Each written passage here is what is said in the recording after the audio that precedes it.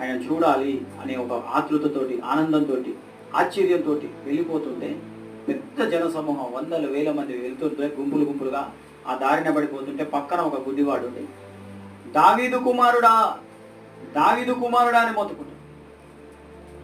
ఈ శిష్యులు వీళ్ళంతుండే గమనండి, ఎందుకు అట్ట మొత్తుకుంటాడు? ఆయన అక్కడ ఆగుతాడు.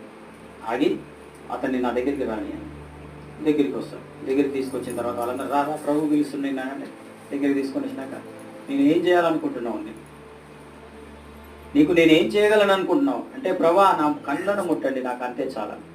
ఆమె అలాగే ఆయన ఒక డాక్టరా, యేసుప్రభు డాక్టరా, చూస్తానికి ఎన్ని, కానీ అతని విశ్వాసం విన్నాడు, చెవితో విన్నాడు, చూడకపోయినా.